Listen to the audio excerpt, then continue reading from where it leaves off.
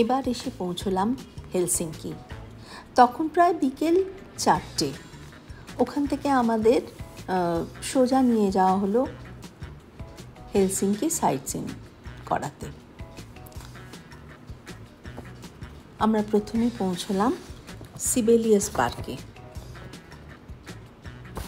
সিবেলিয়াস park হলো বিখ্যাত finish সঙ্গীত সুরকার সিবেলিয়াসের উদ্দেশ্যে এই পার্কটি নির্মিত। একটা সুন্দর ভাস্কর্য আছে, যেটা একটা স্টিল টিউব দিয়ে তৈরি।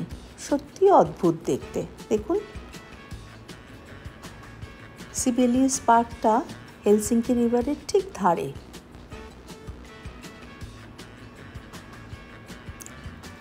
ওখান থেকে আমরা হেলসিঙ্কি রিভার দেখতে গেলাম।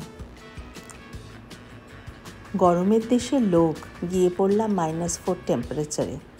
তারপরে নদীতে দেখছি শুধুই বরফ ভাসছে। দেখে একেবারে মুগ্ধ হয়ে গেলাম। খুব সুন্দর আবহাওয়া। পর্যাপ্ত জামা কাপড় থাকলে সত্যি -4কে তুড়ি মেরে উড়িয়ে দেওয়া যায়।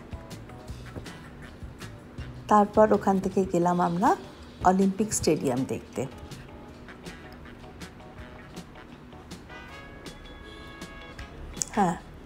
অলিম্পিক গেমস 1952 সালে এই হেলসিঙ্কিতে হয়েছিল।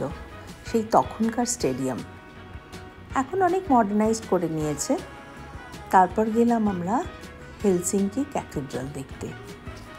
অপূর্ব সুন্দর একটা স্থাপত্য বলতে পারেন। সাদা, তার উপরে সবুজ গম্বুজ। হেলসিঙ্কি ক্যাথিড্রালটা সেনেট স্কোয়ারের একেবারে লাগোয়া।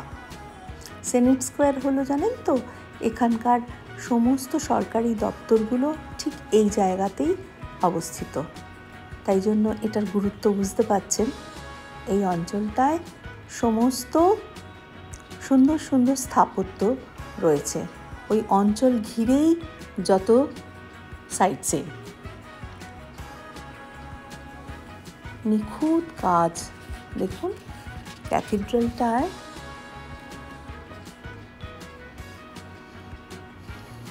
সেনেট স্কোয়ারের পর আবার আমরা বাসে চড়লাম।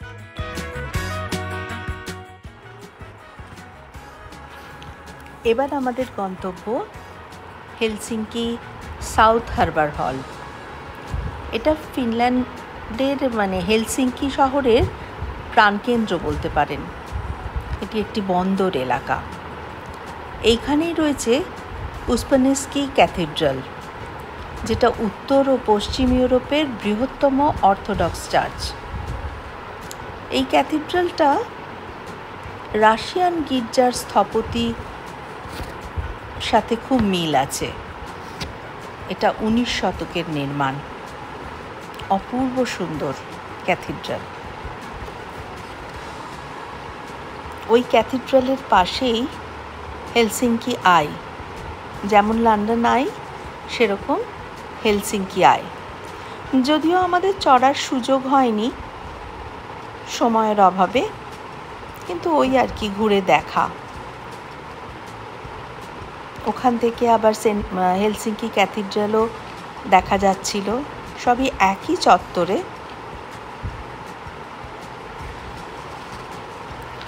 সাউথ হারবার হলের ঠিক পাশেই পোর্ট এলাকা। ওইখান থেকেই সমস্ত নর্থ পোলের যত ক্রুজ শিপ এখান থেকেই ছাড়ে। আমরা গিয়ে পৌঁছলাম তখন 7টা, 7:30। গোধূলি আলোয় বন্দর এলাকাটি সত্যি খুব সুন্দর দেখাচ্ছিল। এখানে কি আশ্চর্য জানেন, আমরা যেমন মন্দিরে সুতো বাঁধি, এখানে এই বন্দরের ওপরের একটি জায়গায় দেখলাম সব তালা চাবি মেরে দিয়ে গেছে। ওরা ওদের একটা কোনো উইশ আর কি ওইভাবে তালা চাবি দিয়ে আটকে রেখে যায়। এই দেখুন, এখানেই দেখতে পারবেন।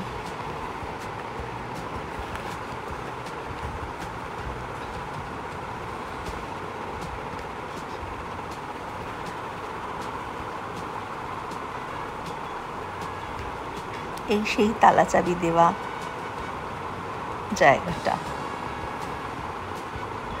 তারপর ওখান থেকে আমাদের যাওয়া হলো হেলসিঙ্কি লাইব্রেরি। কি অপূর্ব সুন্দর চাঁদ উঠেছে দেখুন,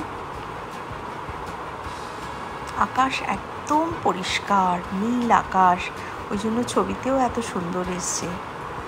হেলসিঙ্কি লাইব্রেরি কিন্তু বেশ বিখ্যাত, পিএইচডি স্টুডেন্টদের কাছে হেলসিঙ্কি লাইব্রেরির অবদান সত্যি অনস্বীকার্য। লাইব্রেরির ঠিক লাগোয়া রেলওয়ে স্টেশন। রেলওয়ে স্টেশনটির স্থপতিটি খুব সুন্দর, অনেকটা ইজিপশিয়ান ছোঁয়া আছে। মেন এন্ট্রান্সের দুপাশে দুটো ল্যান্টার্ন ক্যারিয়ার। আমরা ইজিপ্টে আবু সিম্বল মন্দিরে যেরকম দুপাশে বড় বড় মূর্তি দেখেছি, ঠিক তার সাথে অদ্ভুত সাদৃশ্য এই রেলওয়ে স্টেশনের এন্ট্রান্সটা। বহু প্রাচীন রেলওয়ে স্টেশন, কিন্তু ভেতরে সব কিছুই খুব আধুনিক। এই রেলওয়ে স্টেশনে ঢোকার আমাদের সুযোগ হলো, কেননা আমরা সান্টা ক্লজ এক্সপ্রেসে করে রোভানেমিতে গেলাম। সেটা যদিও আরেক দিন, কিন্তু হেলসিঙ্কি বেড়ানোর গল্প বলতে গিয়ে আমি একই ভিডিওতে এটা নিয়ে এসেছি। সান্টা ক্লজ এক্সপ্রেসে হেলসিঙ্কি থেকে সন্ধ্যে 7:30 ছাড়লো। আমরা হেলসিঙ্কি স্টেশন থেকে উঠলাম, পরের দিন 7:30 রোভানিয়েমিতে নামলাম। এটা একটা অদ্ভুত ট্রেনের অভিজ্ঞতা। ডাবল ডেকার ট্রেন, হ্যাঁ ঠিক শুনেছেন, ডাবল ডেকার বাস আমরা চেপেছি, এটা হলো ডাবল ডেকার ট্রেন। আমাদের আপার ক্লাস ছিল, মানে আমরা ওপরের বাসে ছিলাম।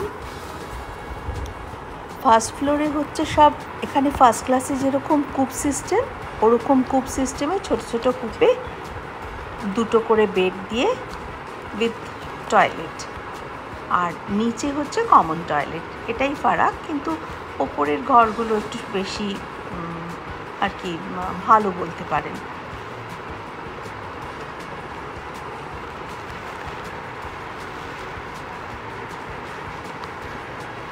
রোভানিয়েমি স্টেশনে নামলাম ঠিক 7:30। 1 নম্বর স্টেশন, টেম্পারেচার -4। চারিদিকে শুধু বরফ আর বরফ। স্টেশনে নেমে স্টেশনের মেঝ শুধু সাদা বরফে ঢাকা। ওই শুরু হলো বরফ দেখা।